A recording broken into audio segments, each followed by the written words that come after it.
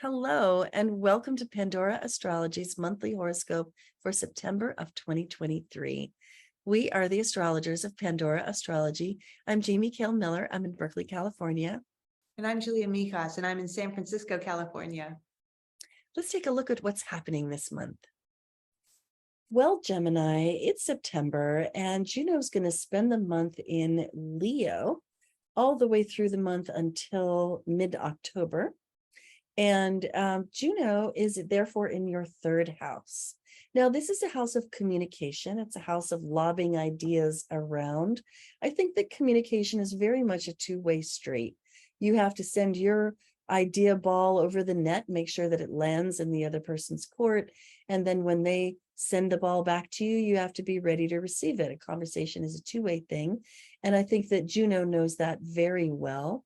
When Juno is in the third house, she really likes to have lots of communication, some witty repartee, perhaps some sexy dialogue, and some sharing of ideas, and maybe even putting a little attention on how you communicate itself with your partner.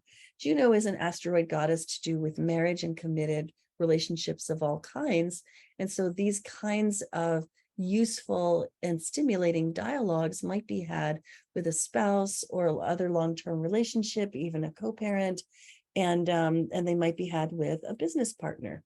And if you are a consultant at your work, this is a really great transit for you to have, really useful and interesting conversations with the people who consult with you. Ceres starts the month here in Libra in your fifth house. And I probably warned you about this last month, but I'll say it again. Ceres in the fifth house is definitely at risk of being spendy. Ceres loves quality things, and especially traveling through Libra, she likes beauty, and she isn't afraid to spend for that as long as it is quality. And I really have been hinting at this for the last several months since Ceres first went retrograde in Libra here in your fifth house way back in February. So if you've heard this before, it's because you have. And I think that there is some caution here about not being overly spendy, not buying things just because they have a big price tag, thinking that value will come along with that price, because it doesn't always, sadly. And also spending money just for the fun of spending it. In other words, something like gambling or, shopping just for the pleasure of shopping is a real risk during this transit. And I think that if you do want to buy luxury items and you do want to be shopping and looking for something that is high value and big price tag, this is a fine transit for that.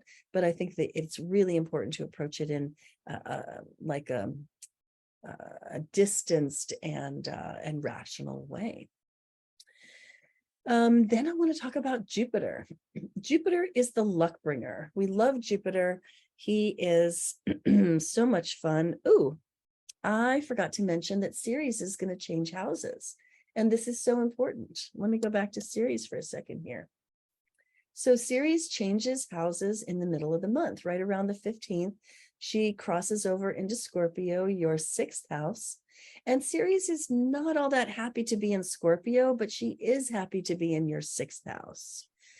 Ceres in Scorpio can be apply a little too much passion, instinct, and even possessiveness to things that she would ordinarily approach in a more grounded and practical way. And so she can get really possessive and controlling. But the sixth house is a domain that she does like to be in, because this is a house of the rhythms and practices, the health routines that you do, and also, so it's a house of health. It's a house of vitamins and other health practices. It's a house of creating order, whether at work or at home. And Ceres likes all these things because she is a very practical goddess. and she likes to see and feel the order happening, and she likes when things are moving along in a healthy direction. So this is a really good transit for things like, doing a kind of a cleanup, but most particularly perhaps in your diet or in your finances. And she's going to continue in this house into next month. So now let me speak to Jupiter. Jupiter starts the month in your 12th house, and he's going to be here all year.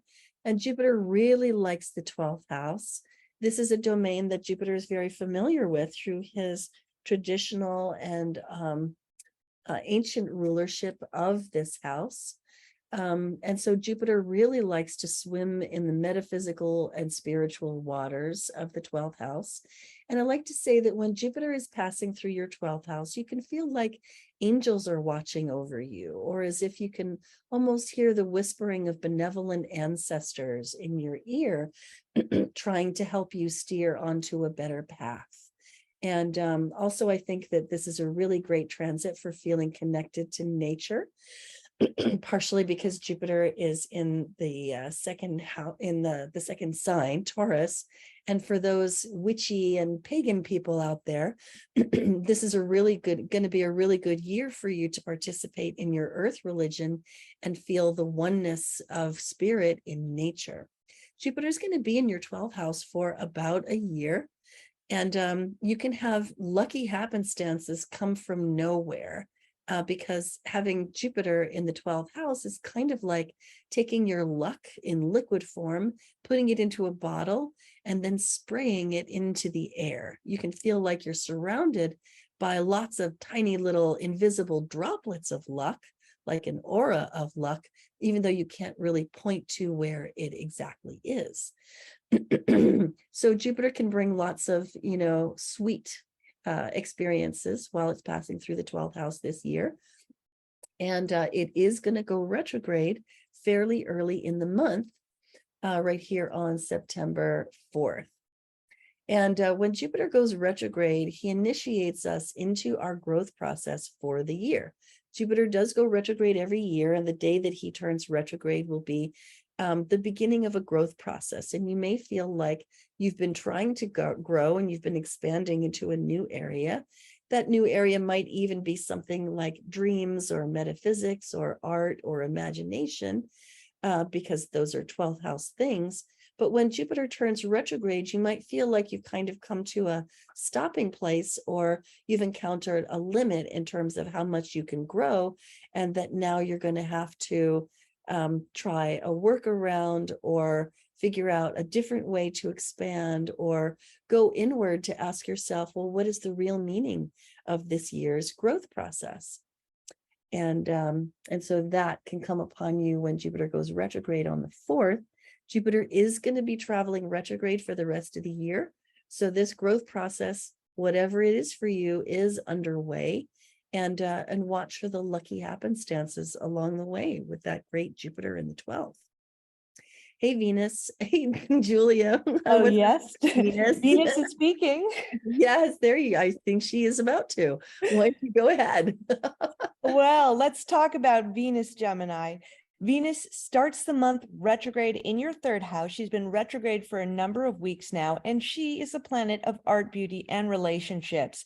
Now, Venus goes retrograde about once every 2 years, and it's usually a time of relationship review in all of our lives. Now, it's also, interestingly enough, a time where you might run into exes too. Now, since this Venus retrograde happened in your 3rd house, it's possible you just bump into one of your exes when you're walking down the street in your neighborhood, in a familiar part of town. Venus retrograde in the 3rd, if you're currently in a relationship, can mean that you're reviewing the relationship in terms of how you communicate together. So if there's been some breakdowns in communications in your relationship, or maybe one side isn't speaking up enough for themselves, or saying to the other how they're really feeling about things, then you might need to make some adjustments. And these could be issues you've been thinking about while Venus is retrograde. The third house is also a house of community, a house of your sort of neighborhood and neighbors. Does your partner help you fit into your community? Do they sort of make you feel at home with your neighbors, or could they do that a little bit more for you too? And if you're single, then you'll be thinking about maybe working on communication for your next relationship, reviewing your previous ones. Now, by the third, Venus goes direct in this house, and this will be a really nice welcome change. It's going to be a time where you will probably be getting along really well with your siblings, who are also ruled by the third house, and also just getting a lot of pleasure from your hometown, from your neighborhood, maybe going to the local park or do something with the community. If there's a community event, wonderful time for making new friends, and maybe even meeting someone cute if you're single. Now, Mercury, the planet that rules communication as well, also it rules your mind, starts the month retrograde in your fourth house. This is a house of home and family. It's a house of the past. And with Mercury retrogrades, which happen much more frequently than Venus, they happen 3 times a year, you are reviewing fourth house matters. So maybe you're thinking about moving or what you can do to improve your home in some way. Maybe you're going over things that happened a long time ago. Maybe you're ruminating on things from your past during this transit too. Mercury in the retrograde in the fourth can also mean miscommunications with your parents and with people you live with. I wouldn't suggest doing a move until after, September 15th, when Mercury goes direct, if you could put it off for a few weeks, because you might want to sort of think or redo that move in some way. Now, on September 6th, Mercury is going to conjoin the sun while retrograde. We call that Lesser Epiphanite. And it's a time of getting a lot of insights into what's been going on, all this confusion in the past few weeks. So these insights will have to deal with home and family. Maybe you get some aha moments about whether you do want a family or whether you should move, or if you've had miscommunications with your parents, how you can clear those up. Then by September 15th, Mercury goes direct. It'll be about full speed a week later. So it's just going to, all of these kind of issues and review periods are going to get easier and easier as the month goes on. Now, finally, Mars spends the whole month in your fifth house. This is a house of children, a house of dating. It's also a house of fun and creativity. Mars in the fifth house. If you do have children, they could be kind of driving you up a wall a little bit during this transit. Maybe they're fighting in the car while you're trying to go on a long road trip, and you just feel like screaming your head off at them. Mars in the fifth house can be a good transit if you do something really active with your kids, like go take them for a hike, go take them to play soccer, get out that energy, or else it'll be pent up frustration. And if you're actively dating now, you might be feeling a little impulsive while dating, maybe kind of rushing into things with somebody. That's all well and good, no judgment. Just at the same token, they could also do things to really annoy you at the same time. And Venus is retrograde early in the month. So especially if you're rushing into something very early, I would just take a breather until Venus is direct, because you might want to redo some of your decisions. And you might get, a little annoyed with the people you date. Mars in the fifth is fabulous for sports. If it's also fabulous for competitive games, but you might get a little bit too competitive. You might not be the best team player at the same time, like just wanting to play and win at all costs with Mars in the fifth, but definitely not a good time for betting. But maybe playing games with some sort of, just some as much good sportsmanship as you can muster would definitely be one of the best uses of this transit. Yep. Hi, Jamie here. Horoscopes and moon videos are fascinating, but they're also not personalized for you. That's why we run live workshops monthly where you can get answers about your own chart. This month's topic is optimizing Mercury retrograde for writers, managers, and learners. Mercury retrogrades are notorious for making a mess of your office, your paperwork, your projects, and your brain. But it doesn't have to be that way. In this workshop, I'll explain how to handle this difficult transit just in time for back to school. This workshop is expressly for our Demigod Patreon subscribers who pay only $15 a month for access to live events like this one. It's easy to sign up at the Patreon link in the description below. I'd love to see you there. Now let's get back to the video. Well, we've got a new moon in Virgo happening on the 14th, and wherever the new moon is a good place to plant seeds that can grow into something great later on. We don't usually see the result of that right away, but it can blossom into something wonderful down the line. And so anytime we're planting seeds in the fourth house, that means doing nice things for your family members, doing nice things for your home so that your home can feel enjoyable and cozy and solid for you, and also clean and well ordered. And so you can get things done smoothly in your home. This new moon is great for that. And also, because this moon involves an opposition to Neptune right here in Pisces, it would seem to be really important to handle the practical matters in balance with the metaphysical matters. And so thinking about not only how can your home be more, like efficient and effective to get stuff done in, but how can it also feel better to everyone that, lives in it and that moves through it. So those would be great ways to spend this new moon. And then the second moon coming this month is on the 29th, and it is a full moon in Aries. That lands right here in your 11th house. Now, full moons are times when passions run high.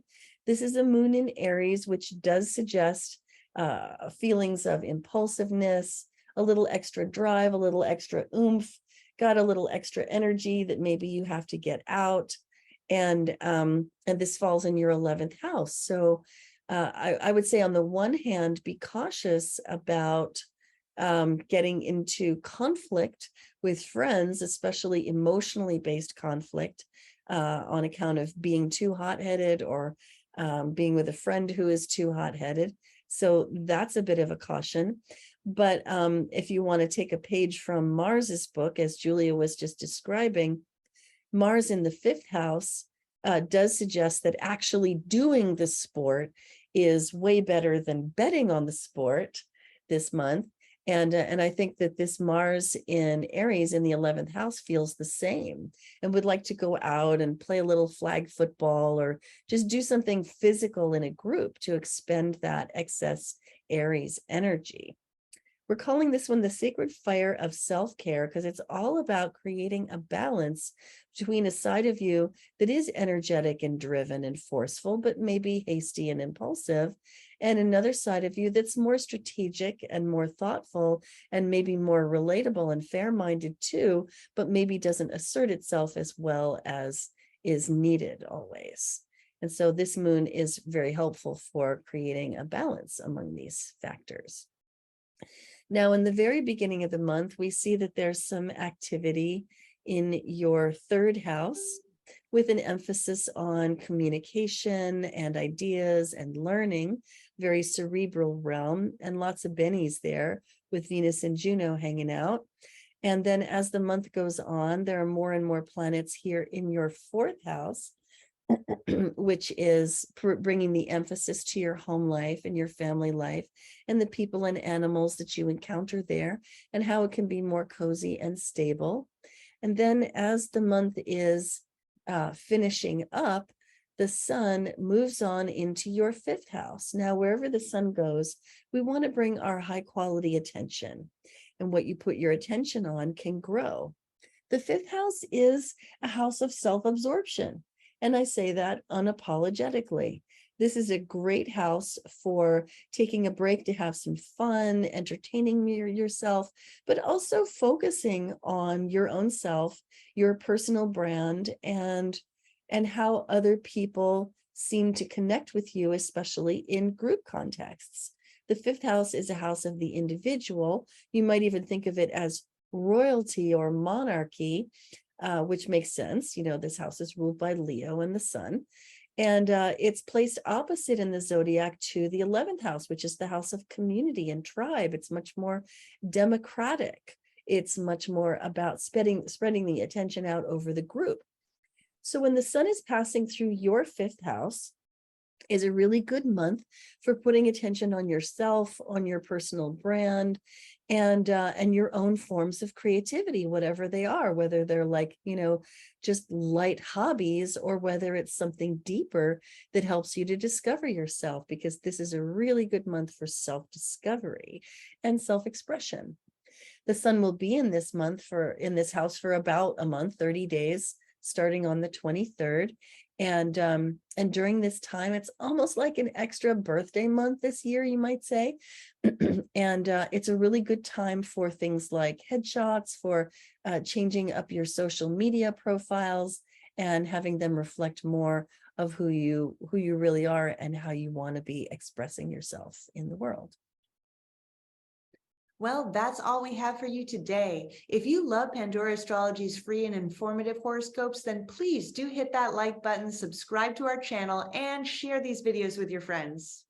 You can find out so much more about how this month's transits affect you in very personal timing in our monthly Patreon workshops. Find the link in the description below to get started. Enjoy the equinox, and until next time, we'll see you around the cosmos. Bye-bye.